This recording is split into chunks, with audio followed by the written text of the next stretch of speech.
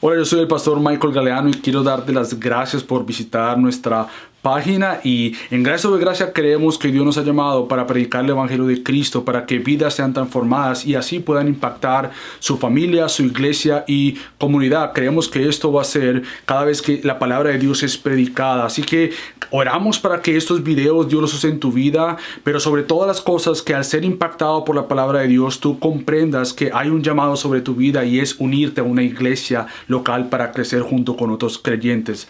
Así que si tú vives en el sur de la Florida y no asistes a una iglesia, queremos invitarte. Ven, únete a Gracia sobre Gracia para juntos crecer y ser más como Cristo. Y si no vives en el sur de la Florida, encuentra una iglesia donde la palabra de Dios sea predicada, porque es la única manera que seamos transformados. Así que gracias nuevamente por visitarnos y espero que Dios use este recurso en tu vida.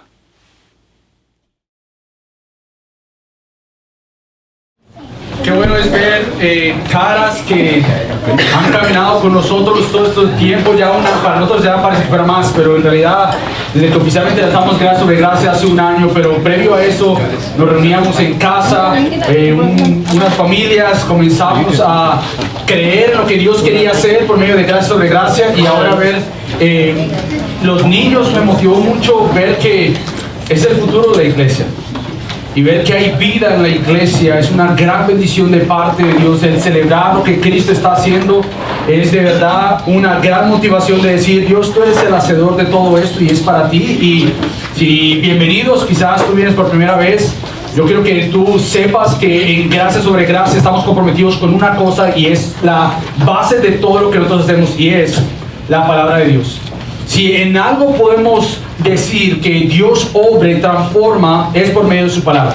Así que es una iglesia que ha sido fundamentada, está siendo fundamentada todavía, está siendo establecida, por decirlo así, bajo solo una plataforma, y es que la palabra de Dios sea predicada y sea enseñada. Y en base a eso dependemos del Espíritu Santo.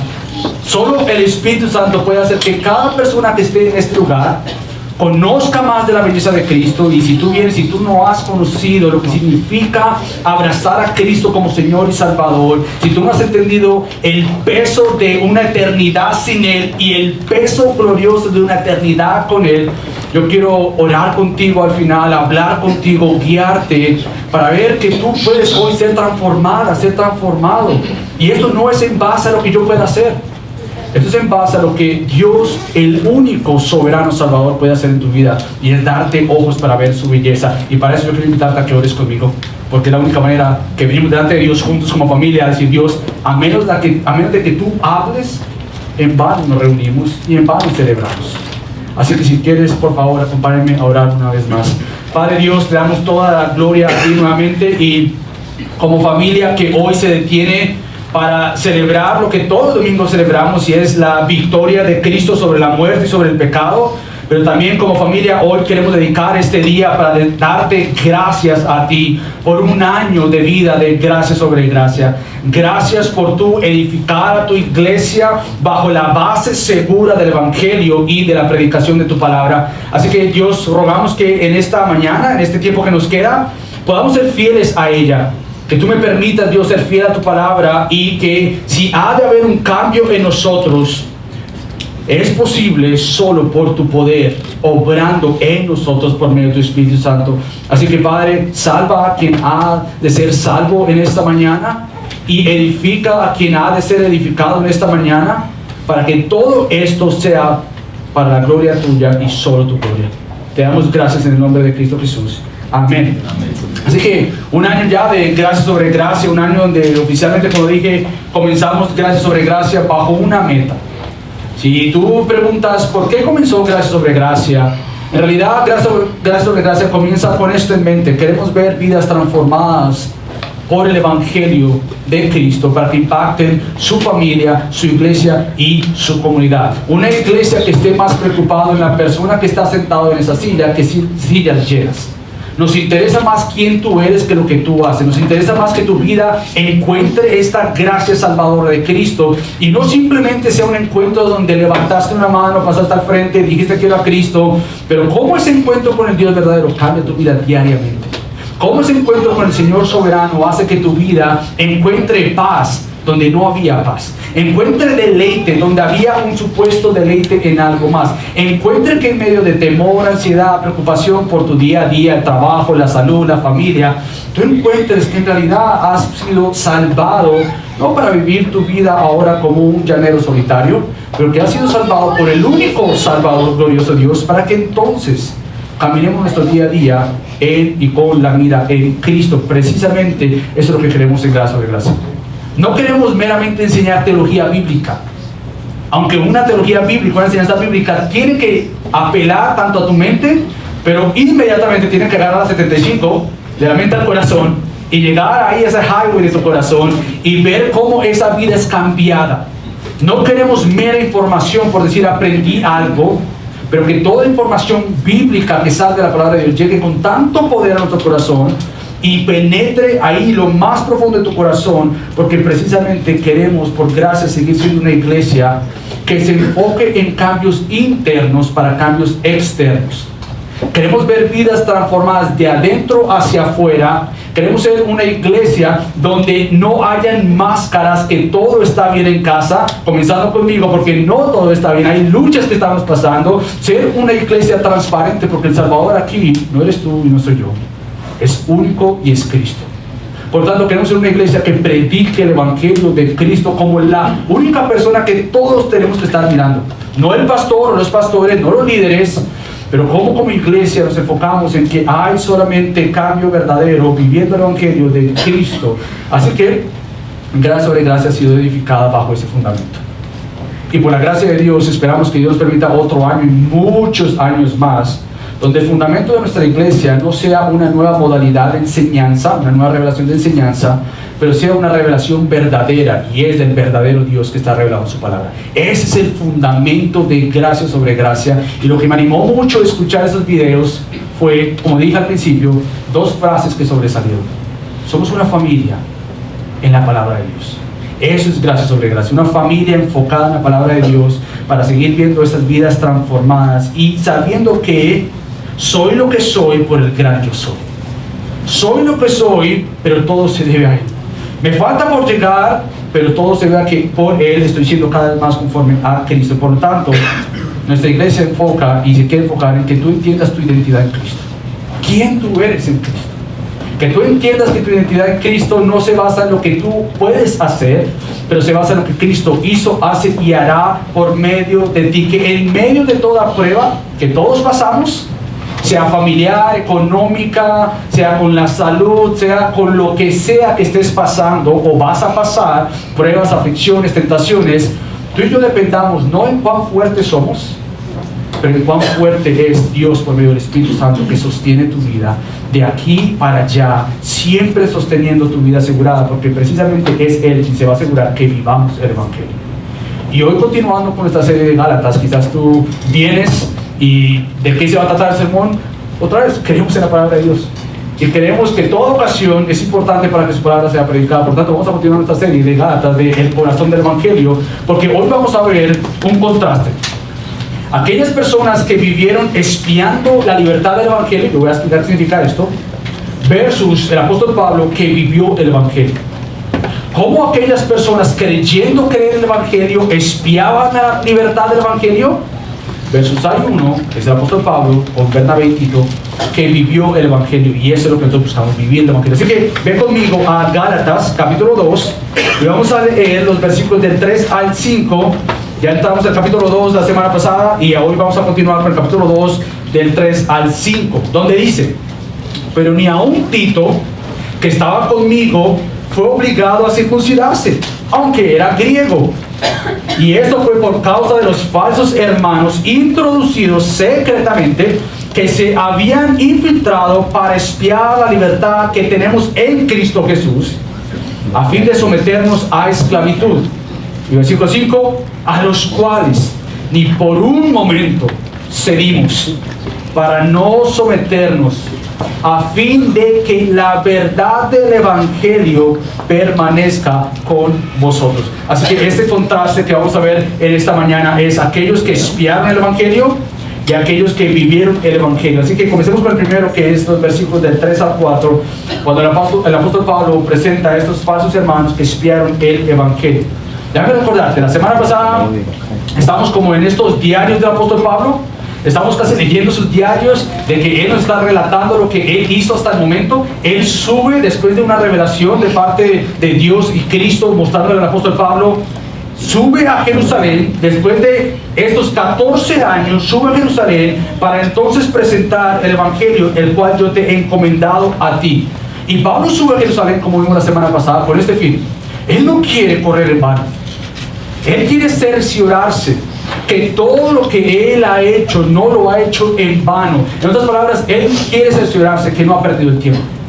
Él quiere asegurarse que su vida invertida en el Evangelio y la proclamación del Evangelio a todos los gentiles, gentiles no judíos, a todos los gentiles, él dice: yo no quiero correr pensando que he perdido mi tiempo cuando he escuchado que hay estos falsos hermanos judíos diciéndole a estos gentiles que no son libres en verdad, que tienen que ser esclavizados a mantener ciertas leyes. Y el apóstol Pablo: yo quiero subir a Jerusalén para ver si es que la iglesia primitiva, la sede central de aquel entonces en Jerusalén, están conmigo con el Evangelio o yo he corrido en vano. Y lo que pasó entonces es que para estos judíos, algunos judíos querían que los gentiles se circuncidaran y ellos de alguna manera celebraran ciertas leyes dietéticas. Es decir, no podías comer cierta clase de comida y tenías que circuncidarte, porque para tú realmente ser parte del pueblo de Dios tú tienes que hacer estas cosas. Y lo que hace estos falsos hermanos es decir: Pablo les ha predicado libertad en Cristo, arrepentimiento y fe en Cristo, genial, pero espérate, no es todo. Él se ha equivocado. Agrégale a esto algo más, y es: sí, Cristo, más circuncídate. Sí, Cristo, más haz algo. Circuncídate, mantén las leyes dietéticas, porque es muy importante. Y sin embargo, lo que vimos la semana pasada es que el apóstol Pablo sube con dos ejemplos. Él no sube solo. Él intencionalmente sube con dos hermanos y amigos unidos en el Evangelio. Uno que era un judío, Bernabé, y otro que era un griego, Tito. Y estos son ejemplos del apóstol Pablo, que él sube a esta reunión tan importante para darnos a entender que todo el punto de la carta de los Gálatas está revelado en el capítulo 2, versículo 3. Si tú te preguntas, ¿por qué el apóstol Pablo escribió Gálatas? Yo otra vez la semana pasada dije que es muy fácil perderse en el bosque de Gálatas y escuchar Gálatas y verlo en todo lado y decir: pero ¿qué es lo que está pasando? ¿Cuál es el centro de esto? ¿Cuál es la carne de este sancocho? ¿Podemos decir? Bueno, la carne de este sancocho es capítulo 2, versículo 3, cuando Pablo dice que el problema es que querían circuncidarlos, querían obligarlos a que se circuncidaran. Esta es la razón de por qué el apóstol Pablo escribe Gálatas. Él quería cerciorarse que estas personas no fueran a obligar a gentiles a circuncidarse. Ahora, ¿qué es circuncisión? Quizás para ti, creciendo en la iglesia o no creciendo en la iglesia, tú escuchas circuncisión y dices: uy, ni entiendo qué es eso, mejor cierro mis oídos, me recuerdo lo que estoy viviendo anoche, tomo un nap, una siesta ahorita. No, escuchen, porque es muy importante para el argumento del apóstol Pablo. Para Pablo era muy importante que se entendiera lo que es circuncisión, y era muy importante porque para el antiguo pacto, es decir, el Antiguo Testamento, era muy importante la circuncisión. Ahora, ¿qué es la circuncisión? Bueno, nosotros vemos que la circuncisión era una señal del pacto que Dios hizo con Abraham. Quizás ese nombre te suena familiar, si has crecido en la iglesia. Oh, Abraham, sí, yo sé quién era él. Este hombre del Antiguo Testamento en Génesis, exactamente. Dios hizo un pacto con Abraham y la señal de ese pacto era la circuncisión. Ahora, lo importante era: ¿para qué era esta señal? ¿Cuál era el propósito de la circuncisión? Bueno, para Abraham y para Dios, la circuncisión era una evidencia externa de una fe en las promesas de Dios. El pueblo de Dios se circuncidaba los hombres para ser apartados, confiando en que algo pasaría. ¿Y qué es lo que pasaría? Bueno, en Génesis nos muestra que Dios había hecho una promesa a Abraham, que de él y su descendencia él haría una gran nación, y las familias de la tierra o las naciones de la tierra serían bendecidas. Entonces era parte de mirar hacia el futuro con una evidencia externa de la circuncisión, de decir: hemos confiado en que Dios hará algo mucho mayor. Ahora, el problema era que para estos judíos, esos que están en Gálatas, era necesario que para tú ser parte del pueblo de Dios tenías que circuncidarte. Pero ¿por qué es que Pablo dice, no es necesario? Si el Antiguo Testamento dice que sí era necesario para el pueblo de Dios, por ejemplo, tenemos en Éxodo capítulo 12, el 44, cuando dice que todo el que quería ser parte del pueblo de Dios tenía que circuncidarse, aún para adorarlo a él, tenía que circuncidarse. ¿De dónde es que el apóstol Pablo saca esta idea de que no era necesario? Cuando el Antiguo Testamento lo dice. Bueno, recuerda algo, y es que Pablo tuvo un encuentro con Cristo. Y para Pablo, el momento en que fue encontrado por Cristo y encontró a Cristo, toda la Biblia ahora tiene unos lentes.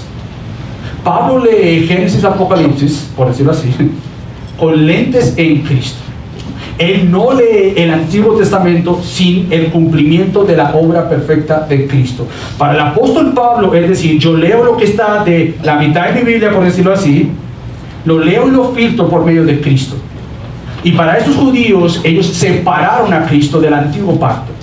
Era necesario esto como era necesario esto. Y Pablo dice, no es esto más esto. Es que tú miras atrás en base a lo que Cristo ya hizo en la cruz. Él es el cumplimiento, la meta, el fin de la ley. Él la obedeció. Por lo tanto, para ser miembros del pueblo de Dios, no hay que circuncidarse, pero esta circuncisión física apuntaba a una circuncisión mucho mayor. ¿Cuál es esta circuncisión que Dios ha permitido ahora en su nuevo pueblo llamado la iglesia?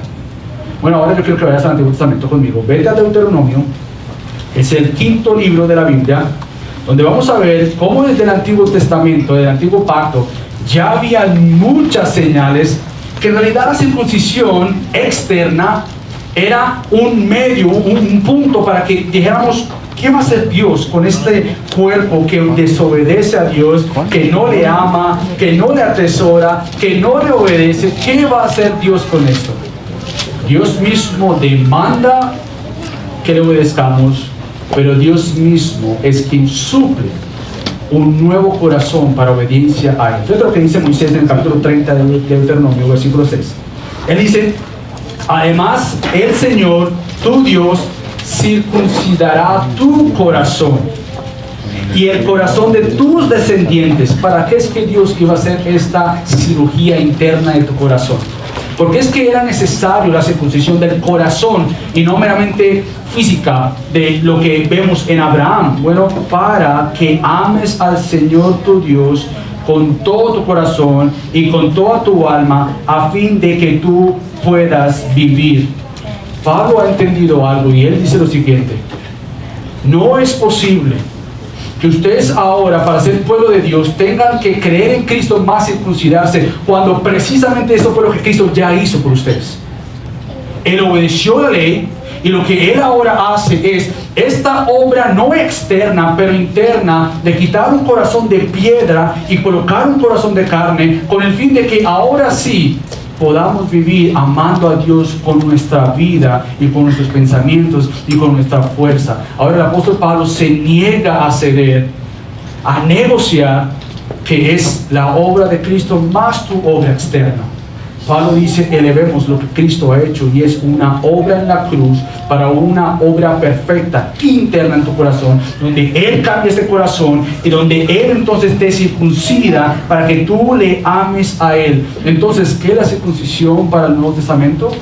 Si para el Antiguo Testamento era una promesa así, a una circuncisión física, ¿a qué apuntaba esto? Bueno, a una circuncisión interna del corazón, donde Él iba a quitar eso. ¿Y cómo es esto posible? Bueno, ahora ve conmigo a Tito capítulo 3, que precisamente es Tito el que está caminando con el apóstol Pablo, y Pablo le escribe otra carta a Tito, y fíjate lo que dice Pablo en el capítulo 3, versículos del 4 en adelante. Fíjate lo que dice Pablo aquí, 4 al 7, donde dice: pero cuando se manifestó la bondad de Dios, nuestro Salvador, y su amor hacia la humanidad, Él nos salvó. ¿Cómo fue que Él nos salvó? ¿Y cómo puede ser que hoy te salve a ti si tú no conoces de Cristo? ¿Cómo sabes que eres salvo? Bueno, yo sé que tengo que creer en Cristo, tengo que ir a la iglesia, tengo que hacer buenas obras, y entonces eres salvo. Bueno, leamos lo que el apóstol Pablo dice. Él nos salvó no por obras de justicia que nosotros hubiéramos, y quizás para ti ese hubiéramos no es pasado pero presente, ¿qué puedas hacer?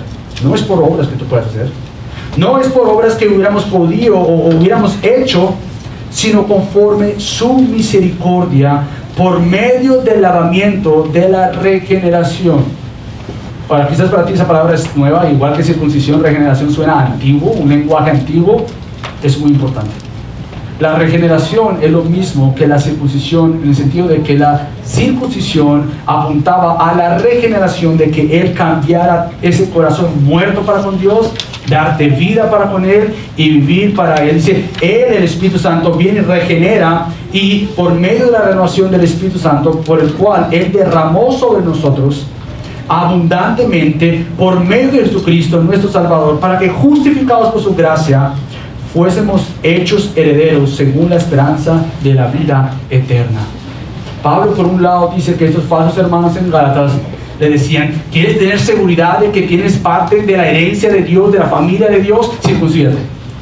Obedece ciertas dietas, ciertas leyes dietéticas, obedécelas más Cristo. Y Pablo contesta en Gálatas y en Tito, dice, no minimicemos la obra de Cristo a tal punto de pensar que es Cristo más yo, lo que yo puedo hacer, lo que me da un favor delante de Dios.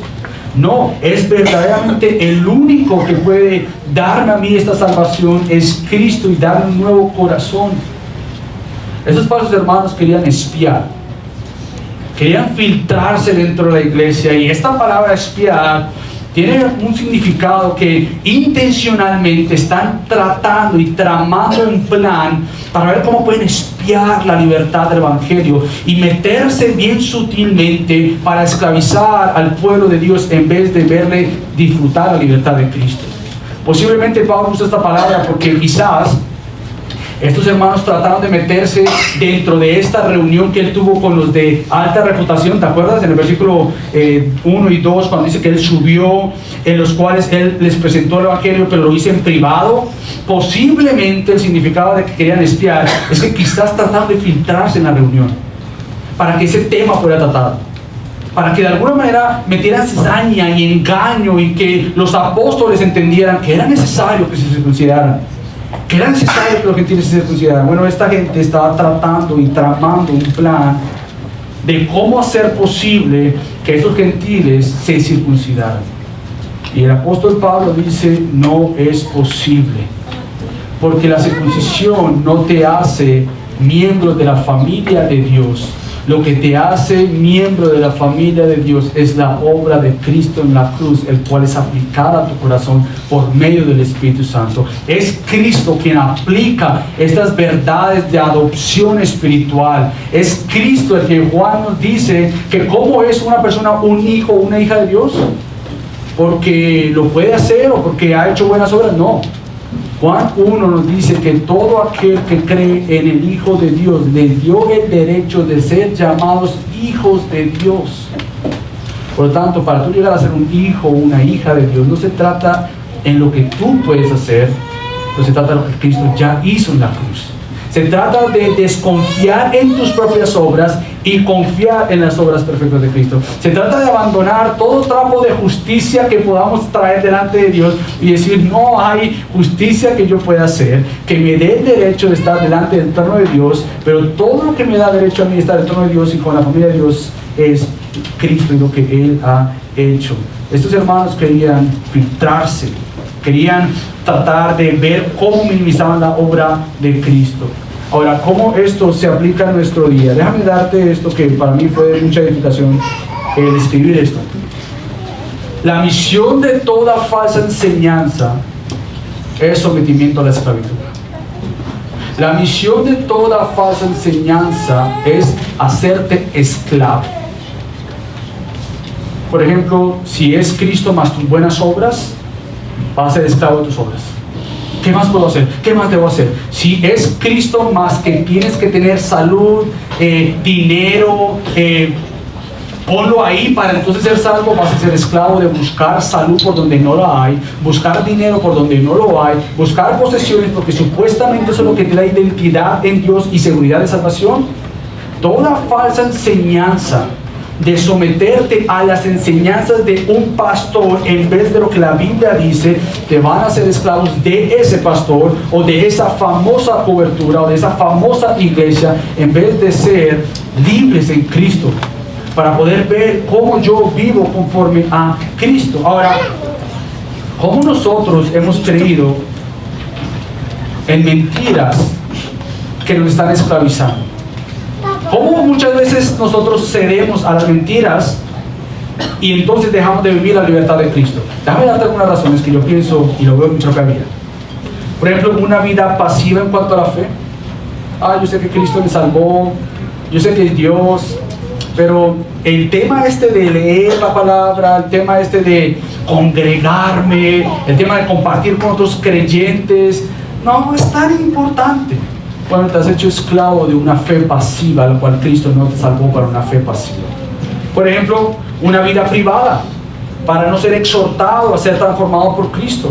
No, yo no tengo que caminar con otras personas, yo simplemente por cumplir voy a la iglesia y simplemente eso es lo que me corresponde. Pero cuando tú ves la Biblia, el Nuevo Testamento está lleno de mandatos de vivir en comunidad, de exhortarse mutuamente, de animarse, de que cuando uno caiga, que se la vea él solo. No, que cuando uno caiga, el que cree ser más fuerte lo levante. ¿Sabes por qué? Porque es muy posible que cree ser fuerte en otras ocasiones va a caer y tiene que ser levantado de la misma manera como levantó a otro. No simplemente es vivir una vida privada, pero también quizás tener una iglesia conforme a la cultura y que no redima la cultura.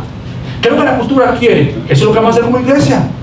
No, porque nuestro llamado no es acomodar el evangelio o la iglesia a la cultura. Nuestro llamado por el evangelio de Cristo es redimir la cultura, es informarles sobre los valores de Dios sobre el matrimonio, es informarles sobre los valores de Dios en cuanto a lo que es un ser humano desde el vientre, no que tienen derecho ciertas personas más que ese ser humano que está en su vientre. El rol de la iglesia es no callarse ante lo que enseña el mundo, pero con gracia y amor y humildad redimir la cultura, enseñar la cultura, porque el peso de verdad no es lo que la cultura dice, lo que yo digo, es lo que Cristo dice en su palabra. Quizás también hemos hecho ser esclavos de enseñanzas superficiales para tener a las personas contentas.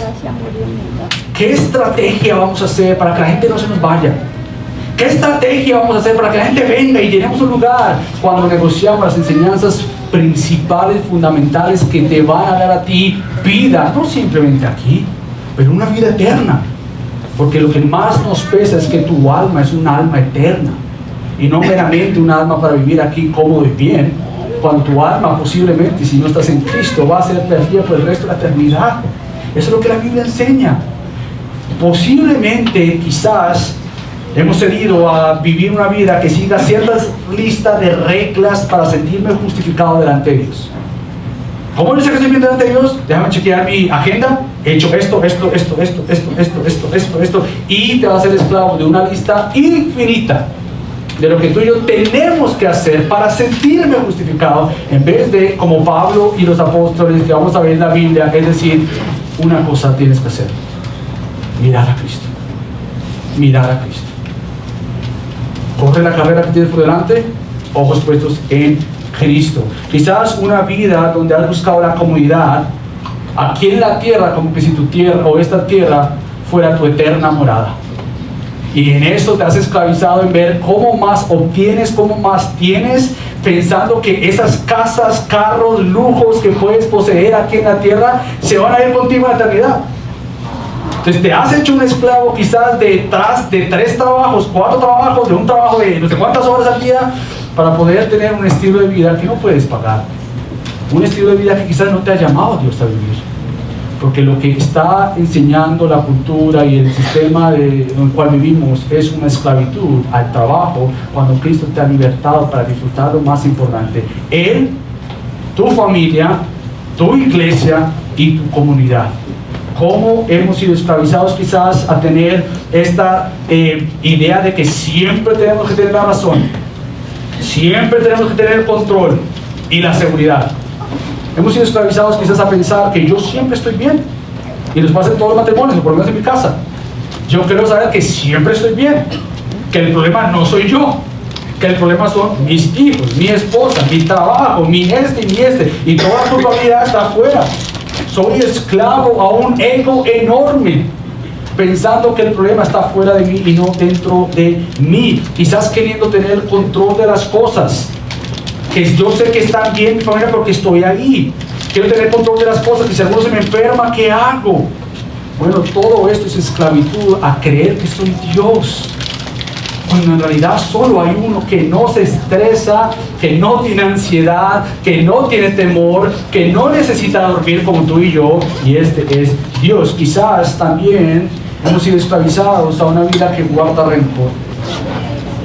Quizás tú escribes el Evangelio y dices, sí, yo perdono, pero perdono con ciertas condiciones, o en base a ciertas cosas. Yo perdono en base a... Y guardamos un rencor quizás muy superficial o muy adornado, porque quizás algunos son pasivos en cuanto a su rencor, y dicen, no, yo no tengo rencor, porque quizás no te explotas, pero muy adentro quizás, como me ha tocado examinar mi corazón, y ver si es que yo tengo rencor y soy esclavizado en rencor, quizás tengo amargura, quizás tengo ira, quizás estoy esclavizado a la impaciencia, que se haga conforme a lo que yo quiero, quizás estamos viviendo vidas esclavizadas a falsas enseñanzas, sean dadas a nosotros o enseñadas por nosotros. Y lo que hace el apóstol Pablo aquí es decir, no, nosotros no cedimos a ninguna oportunidad de estos falsos hermanos. No cedimos a sus mentiras, no las cedimos a ellos porque queríamos vivir el Evangelio de Cristo Jesús. No es Cristo más lo que yo puedo hacer que me da seguridad, es Cristo. Y por eso es que el apóstol Pablo dice en el versículo 15, a los cuales ni por un momento, esta palabra momento quiere decir ni por un instante, ni por un tiempo, ni por un segundo nos ocurrió y nos pasó la idea de ser tentado, de decir, oh, quizás, mira, obra de Cristo más obras mías, justificación. Y Pablo dice, no, ni por un momento nos dio por pensar que si es Cristo más algo que yo puedo hacer. No, ni por un momento nosotros cedimos. Lo que hace el apóstol Pablo aquí, que me fascinó, es ver cómo si estos falsos hermanos tenían un propósito. Ellos querían hacer algo, y quizás déjame ver si en la traducción se ve, pero sí, hay un propósito. Cuando él dice, y esto fue por causa de los falsos hermanos introducidos secretamente, que se habían infiltrado, y para te da el propósito. ¿Para qué es que fueron filtrados o infiltrados? Para espiar.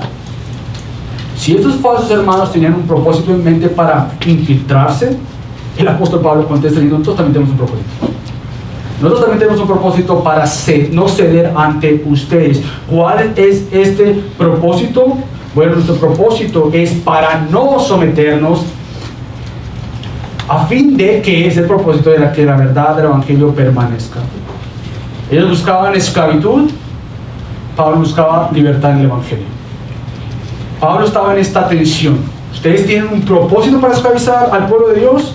Bueno, tengo un propósito mayor, y es enseñar la libertad que hay en Cristo, no para pecar, pero para vivir libres contra el pecado, libres no para pecar ni ceder ante toda oportunidad que nos esclavice a no vivir el Evangelio. Entonces, otra vez, Pablo lucha por amor a Cristo y a la obra que Cristo tomó en la cruz. La plataforma, el fundamento del apóstol Pablo era precisamente ese. ¿Cómo hago para que el Evangelio de Cristo no sea minimizado? ¿Cómo lucho no en mis fuerzas, pero lucho en las fuerzas de aquel que se entregó por mí mismo, para librarme de este presente siglo malo? Por lo tanto, el apóstol Pablo lucha desde la plataforma de la cruz. Desde la plataforma que Cristo ya logró lo que tú necesitabas, era perdón de pecados, salvación, seguridad de salvación, acceso delante de Dios, el llamarte a Él Padre. Pablo dice, yo lucho desde esa plataforma. Y todo lo que minimice en tu vida la obra de Dios, de llamarle Padre, de llamarle mi Dios, cantarle a Él porque ha sido enseñado o practicado por ti, Pablo dice, yo voy a luchar desde esa plataforma. Y por eso es que Él dice, para no someternos, a fin de que la verdad del Evangelio permanezca con vosotros. Para mí lo que hace Pablo aquí es vivir lo que Él dijo en 1 Corintios 11, versículo 1, cuando Él dice, sed imitadores de mí, como también yo lo soy de Cristo. Él dice, yo quiero darles un ejemplo. cómo luchar contra las mentiras que te engañan, a ser esclavizado a estas falsas enseñanzas, resistiéndolas. ¿Cómo? Con la verdad del Evangelio en tu mente, con la verdad del Evangelio frente a ti para luchar contra estas falsas enseñanzas. Entonces, somos libres en Cristo para dejar de tratar de ganarnos el favor de Dios con nuestras obras. Quizás tú dices, yo soy creyente y yo entiendo esto. Yo ya sé que no es mis obras las que me salvan. Pero nuevamente, quizás siendo salvado por las obras de Cristo, vives tu vida cristiana en base a lo que tú estás haciendo y no en base a lo que Cristo ya hizo y hace y hará por ti. ¿Dónde está tu descanso diariamente de venir delante de Dios? ¿En base a lo que hiciste hace una hora? Oré, vine a Dios, lo busqué, entonces Él está feliz conmigo. O en base a lo que Cristo ya hizo, que en momentos cuando tú creas pensar que Él está apartado de ti, lo que te llame esto es a buscarle, porque hay acceso delante del trono de Dios 24 horas al día si estás en Cristo. Si te has arrepentido de tus pecados y has creído en Cristo, tienes esta libertad de venir precisamente a Cristo, no por temor. No obedecemos por temor, no obedecemos para seguir una religión moral. Nosotros no obedecemos por nada de esto, sino que nosotros obedecemos porque es un fruto de la obra amorosa de Dios en Cristo, y como fruto obedecemos a Él por amor, no por obligación. Lo obedecemos por deleite, porque realmente obedecerle trae gozo, trae paz, trae bendición espiritual, trae este deleite en Él. Entonces es una obediencia de amor. Porque muchas veces creemos que el ser cristiano o obedecer a Dios es como cuando nuestros hijos nos obedecen a nosotros. Muchas veces tengo que explicarle a mi hija el por qué me obedece. Muchas veces digo, mi amor, tú me obedeces a mí no por temor, no porque papi me va a decir algo, o me va a regañar, o me va a disciplinar. Amor, tú me obedeces porque realmente yo te he mostrado que es lo mejor para ti. Y tu obediencia para conmigo no es en base a temor, es en base a amor. De igual manera nos pasa nosotros con Dios. Le obedecemos porque si yo no obedezco, Dios tiene una varita que en cualquier momento que yo no obedezca, Él la va a sacar y ¡pah!, me va a disciplinar. Y esto viene de estas falsas enseñanzas que toman el Antiguo Testamento y dice, si tú no obedeces, va a venir toda la maldición sobre tu vida. Espérate. Cristo se hizo maldito. Él llevó toda maldición, todo pecado, toda condena de nuestro pecado por la santidad de Dios ya fue llevado a Cristo. Por lo tanto, le obedecemos no por sí me va a hacer algo, obedecemos porque Él ya hizo algo. Él me dio a mí la habilidad de obedecerle para vivir para Él, y yo buscando mi propio contentamiento, sino viviendo para Él. Entonces vivimos muchas veces pensando más en lo que las personas piensan de mí, o si piensan de mí o dicen de mí, en vez de lo que Cristo ya dice para mí. Ahora, si la tentación para la iglesia de Galacia era creer que estas falsas enseñanzas lo iban a llevar a obedecer la ley para ser parte del pueblo de Dios, ¿cómo nosotros muchas veces nuevamente creemos y somos esclavizados a ganarnos el favor de Dios? Bueno, Pablo dice, no cedimos para que la verdad del Evangelio permaneciera con ustedes, y muchas veces nuevamente es ¿por qué obedezco? ¿Te has hecho esa pregunta antes? Yo me la hice muchas veces. En un momento en mi vida cuando me tuve que detener a pensar, ¿por qué yo obedezco a Dios? Siendo creyente, ¿por qué obedezco? ¿Por qué obedezco a Dios, Michael? ¿Por qué tú le obedeces a Él? Y tuve que indagar, entender que es una línea tan fina que muchas veces nuevamente confundimos la obediencia con ganarnos un lugar con Dios, en vez de una obediencia porque Cristo ganó un lugar con Dios, mi lugar con Dios. Entonces la plataforma de la obediencia para con Dios no se debe a lo que yo nuevamente puedo hacer, pero se debe que ahora con una nueva criatura, una nueva creación que soy por la obra de Cristo, ahora Él me ha dado este corazón para amarle, obedecerle. Entonces ahora sí puedo venir delante de Él. Como hoy tenemos que aprender lo que el profeta Oseas le dijo al pueblo de Israel, o Dios, el profeta Oseas, que Cristo lo repite cuando dice, mas id y aprender lo que significa misericordia quiero y no sacrificio, porque no he llamado, no he venido a llamar a justos, sino a pecadores. Muchas veces, nuevamente, creemos que el Evangelio se trata de un cumplimiento de reglas. Muchas veces creemos que Dios me ha salvado para seguir reglas. Cuando Dios dice, yo te he salvado para que tú me puedas amar. Y todos mis mandamientos no son sinónimos de reglas, son sinónimos de vida. Que cuando tú me obedeces es un sinónimo de que yo te he dado vida. No para llevar una carga sobre mis hombros y decir, tengo que obedecer a Dios. Pero decir, qué privilegio es obedecer a Dios.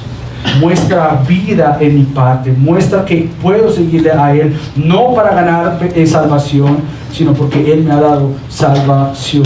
Fíjate lo que dice nuevamente el pastor Tim Keller, lo leía esta semana, y dice lo siguiente: el Evangelio conduce a la libertad emocional. Cualquiera que crea que nuestra relación con Dios se basa en mantener un comportamiento moral, está en una caminata interminable de culpa e inseguridad. No obedecemos en el miedo y la inseguridad de esperar ganar nuestra salvación, sino en la libertad y seguridad de saber que ya estamos salvos en Cristo. Obedecemos en la libertad de la gratitud. Obedecemos porque es un deleite obedecer a Dios, aunque es difícil obedecer a Dios. Entonces no es que todo va a cambiar en el momento en que tú haces ese cambio en tu mente y dices, ok, ya obedezco no por temor o obligación, pero por deleite en Dios. ¡Qué fácil! No. Pero ahora está la decisión, que por gracia de Dios en Cristo y por medio del Espíritu Santo que vive en ti, ahora tú puedes decir que verdaderamente el Evangelio me ha dado. Satisfacción verdadera en Cristo por obediencia en Él y para Él, o ceder ante las falsas mentiras de pecado, seducciones que no me van a saciar. Entonces ahora en Cristo vivo el Evangelio diciendo, esto es lo que realmente me va a saciar a mí. Cristo únicamente. Y que cuando he fallado, porque todos aquí fallamos, no tratamos de ganar y sentirme mejor en base a las obras que yo puedo hacer para sentirme mejor, pero tanto en victoria miramos a Cristo y decimos, gracias Cristo por la victoria sobre el pecado, pero tanto en momentos de caída en el pecado, levantamos nuestra mirada a Cristo y decimos, Padre, perdóname. Y Juan dice, Él es fiel y justo para perdonarnos, porque Él nos da propiciación por nuestros pecados. Por lo tanto, para terminar, no sigas, amigo, corriendo esa carrera interminable de tratar de vivir una vida moral en tus propias fuerzas.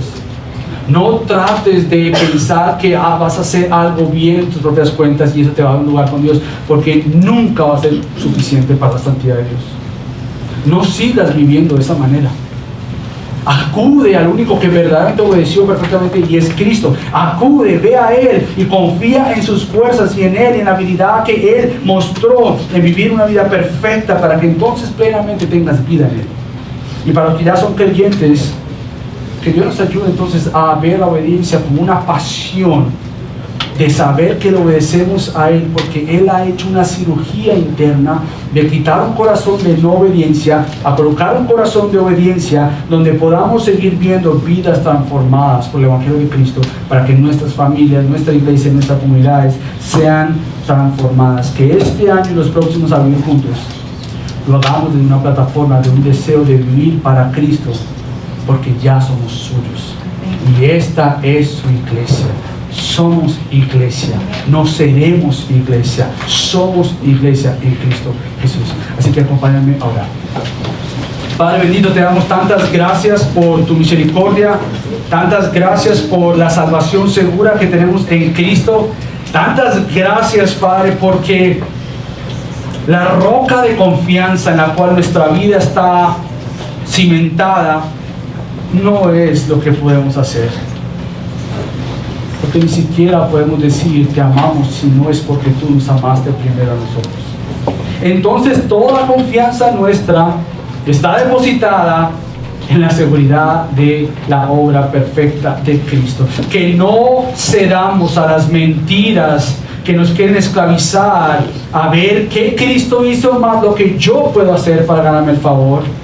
Pero que vivamos como el apóstol Pablo, Bernabé, Tito y los demás apóstoles de la iglesia, que se mantuvo firme para no ceder ante estas mentiras, para que la verdad del Evangelio permaneciera con la iglesia de Galacia, pero también con nosotros. Ayúdanos para tu gloria, para nuestro bien y gozo en ti. En el nombre de Cristo Jesús. Amén.